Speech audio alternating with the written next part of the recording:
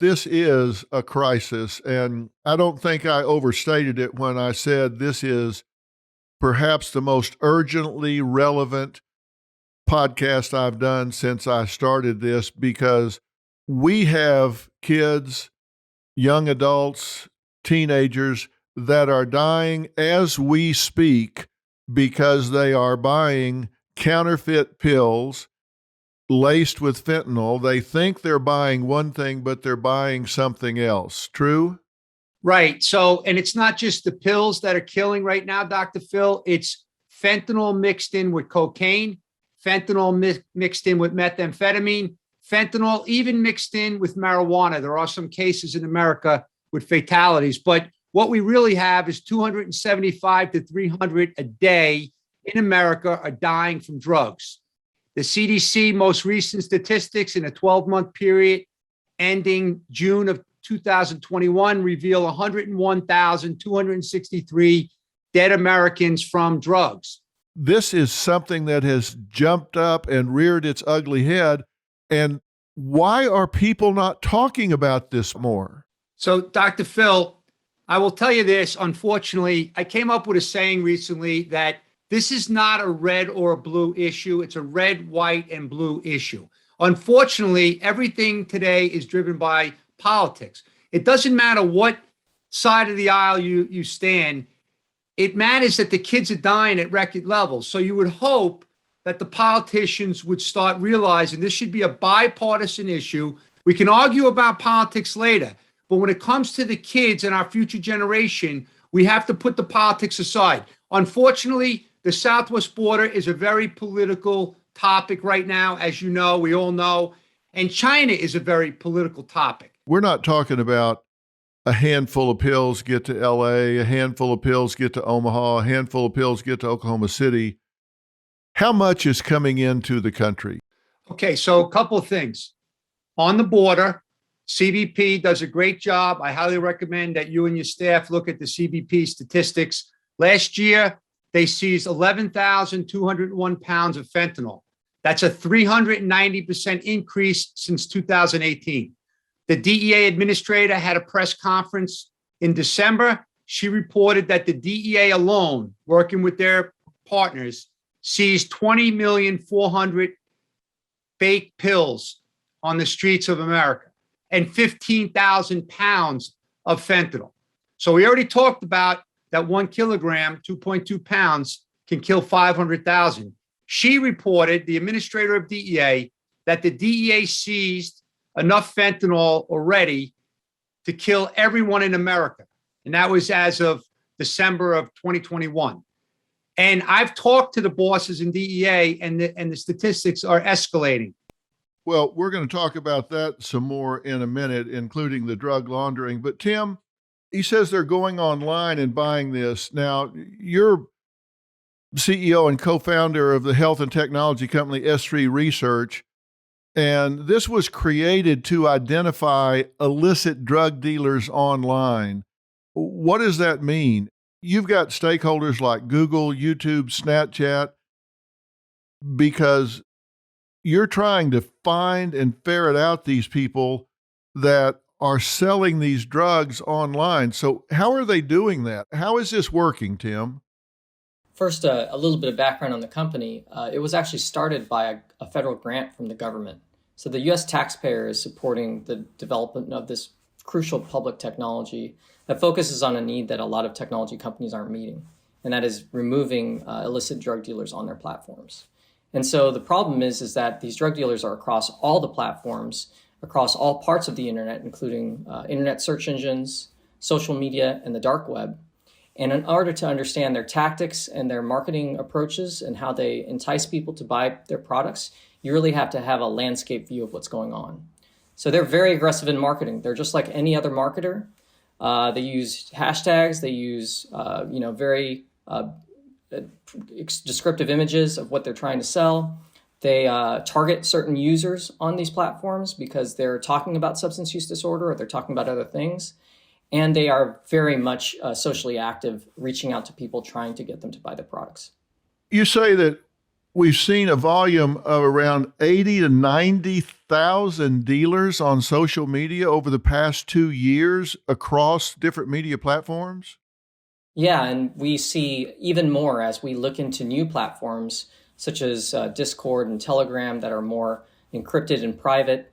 That number just keeps going up, and that could include people who are active drug dealers who are posting messages. It could be comments to other users trying to get them to buy drugs, and it could be other types of advertising material. And yeah, it's the scope is really hard to grasp. Parents, listen, that's why I said this is urgently relevant. You just heard Derek Maltz say that millions of pills are being seized that are counterfeit, and as much as 40% of them have a potentially lethal dose of fentanyl in them. So your kids, your teenagers, your 12-year-old, whoever has access to these social media platforms can be back there and say, okay, look, I'm not a drug addict, but I think I want to try this out. I want to see, what the deal is, or we're going to have a sleepover. Let's get a pill. Let's see what happens. And maybe they get one pill and they break it up into parts and pieces and share it among 3 or 4 of them. And every one of them can drop dead. And if you think, well, now you're being dramatic, Dr. Phil, they're going to get one oxycodone counterfeit pill and 4 of them drop dead. Yes, that's exactly what I'm saying. It happened just recently in Long Beach with some comedians, and it wasn't even counterfeit pills. It had to do with cocaine and marijuana. We just had a group of parents on our show with kids that were not drug addicts. They ordered exactly that, one pill. One young lady took a quarter of a capsule and was dead. A quarter of a capsule. So if you think we're being dramatic about this, we are not. If you look at the San Diego report back last year, the end of last year, there's a 1,300% increase in fentanyl-related deaths from 2016 through 2020. San Diego reported that, and the sheriff's department in Orange County, they reported a 1,067% increase. That's just a couple. The morgue in the coroner in Ohio, Franklin County, Ohio, she reported 86% of the deaths that she's seeing are fentanyl related on the drug side. And that was only through the third quarter of 2020. Tim, talk about item number 38, which is on your screen, because I want parents to be able to see what is coming up on their kids' screens, phones, or whatever.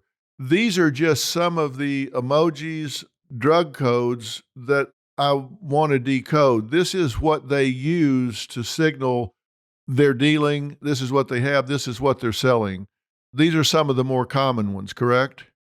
Correct. And we have channels that we look at where they actually list the emojis that they use like a menu. And so you can see what the menu of drugs are and how those code words work. This is to evade some of the detection techniques that different platforms use.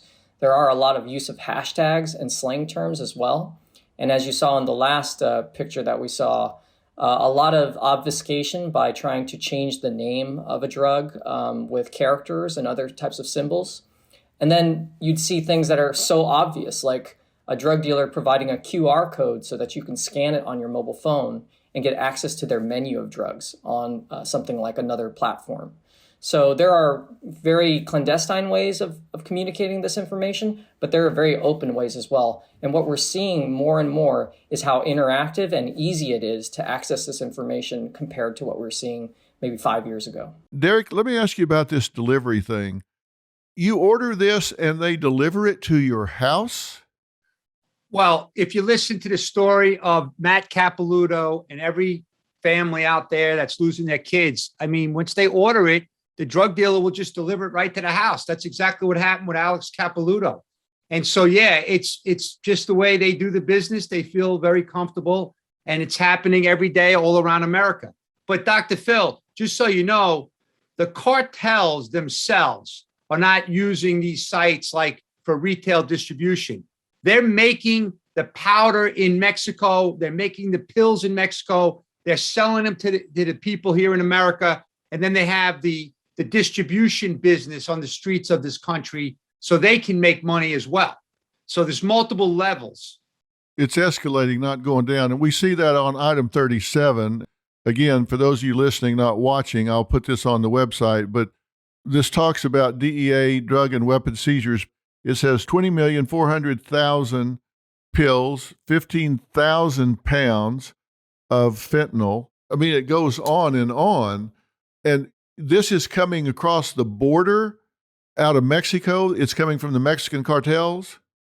Yes, what's happening, Dr. Phil, is the Chinese transnational criminals are sending massive ton quantities of the key precursor chemicals. The cartels have lab operations throughout their country.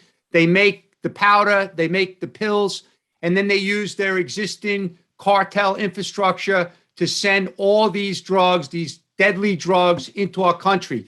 That's one of the reasons I call it a weapon of mass destruction attack or a chemical weapon attack, because they are chemicals. They're coming from labs in China, and they're killing our kids at record levels. We've never had a terrorist organization that I'm aware of in this country that has killed 100,000 Americans in a year. Yeah, that's hard to wrap your head around. Now, I'm not a big conspiracy theorist, but this starts to get me thinking about this. This is all coming out of China, going into Mexico, and then flowing into America. What percentage do you estimate has been seized? If there's been 20,400,000 counterfeit pills, what percentage of the total universe of counterfeit pills do you think that constitutes? So, Dr. Phil, as an agent, brand new agent, and even till I retired, they always estimated that about 10% is seized. That's from the experts. That's not my expertise, as far as statistics on reporting, but that's what we all have said over the years. So if you do the math, that means there's hundreds of millions of pills in our country already. There's just danger across the board with this, but with fentanyl, it is a right now danger, and we need parents to talk to their kids. And I've got a lot of young people that listen to this as well. And if you're listening, don't be an idiot. I mean, love yourself enough to treat yourself kindly, treat yourself in a way that you value yourself, you value your body, you value your life, and don't put yourself in harm's way with something where the deck is stacked against you. As Derek said, you're supposed to learn from your mistakes, not die from them, and we don't want that happening to you here. Derek, what have we not talked about that we should? Well, I want to just pick up on what Tim said. It's not just a whole of technology approach, which I agree with everything he said. It's a whole of the United States approach, because in the law enforcement world, if we have law enforcement working in their own silos, as an example, and I ran this coordination center for 10 years, so I know about that very well, and information sharing, we have to focus on the threats. And for law enforcement now, the threat is really clear. The Mexican cartels and the Chinese transnational criminals. You want to shut down the flow of the chemicals. You want to shut down the production labs. You want to shut down the money flows, and you want to put them out of business so they can't produce the poison that's killing our kids. So you also need the medical professionals, the substance use disorder professionals, the mental illness professionals. It's that complicated, and it's that important that we need a task force, not just throwing money at a task force, but accountability for results. Who's in charge, and are we seeing a drop in the deaths? Are we educating the kids? Are we doing public service announcements with the Super Bowl as an example, right? Are we recruiting professional athletes and celebrities? And thank you, Dr. Phil, because what you're doing today means so much to not only me, but the families around America, because no one else at your level in the national spotlight is doing this. So thank you. I mean that from the bottom of my heart, and your staff was tremendous. But this is the kind of stuff we need to continue to do, because we will save lives, and the parents know it. Well, thank you for saying that, but this is my responsibility. I need to be a good steward of this platform. I've been afforded this platform for 20 years, and it is my responsibility to be doing this. And I'm sorry that I have not yelled louder and longer before, but I am going to make up for that now. I pledge to you, Derek, and to you, Tim, my platform is y'all's platform. whatever you need, whenever you need it. If there's something we need, a call to action, if there's legislation we need to push, if there are PSAs we need to do, I'll produce them. I'll be in them. I'll produce them for other people. I'll do whatever. You guys let me know what we need and when we need it. And we'll be the three musketeers on this, and we'll raise hell till we get things moving the way they need to move. Really appreciate that. That means a lot. Thank you. Thanks so much. Yeah, we need so much advocacy on this issue. Very much appreciate it. Well, if we need to start recruiting, I know a lot of athletes, I know a lot of celebrities, and whatever voices we need, I'll get a chorus you wouldn't believe. Yeah, we had one kid, Jack Driscoll, Philadelphia Eagles, his friend, high school teammate up Joseph Dean in Connecticut died of fentanyl at 23. So Jack, he did a Nike commercial, My Cleats, My Cause, and he talked about fentanyl. But other than that, I haven't seen it. So we need NBA, Major League Baseball, hockey, NFL, any of those professional athletes. If they talk about fentanyl and the deadly aspects of fentanyl, that's going to mean a lot. And celebrities as well. Well, I've got friends and contacts in every category you just named, and you better believe I'm going to call in the chips. Good man. I'm going to call them and get them in front of the camera, and we're going to raise hell. And I also have a long-term relationship with CBS, and I'm going to start there. Good man. If you ever need any details, any statistics, any facts, any connections in law enforcement, please let me know. Well, you guys are the ones with the facts, so we don't want to just throw a bunch of numbers at people, but both of you have some staggering statistics. And it's when you're walking by the TV and you go, wait a minute, what? What did they just say? I'm sorry that those numbers are true, but they are, and that's where we need to get it. So I'm going to let both of you go. Again, thank you for stopping and bending your day around doing this. You see why I wanted to do it so urgently. I want to get this out there, and we'll get this turned around quickly. I'm going to promote it on all of my platforms and on the show, and I'm sure we'll be talking again. Let's really follow through on this and make some noise. Guys, thank you very much for spending this time on Fill in the Blanks, and thank you for being on the show the other day. We will continue this dialogue, and if we need to go to Capitol Hill, we'll load up and go to Capitol Hill. Absolutely. Thank you. Derek, thank you. Tim, thank you. So long. Take care. Thanks. All right.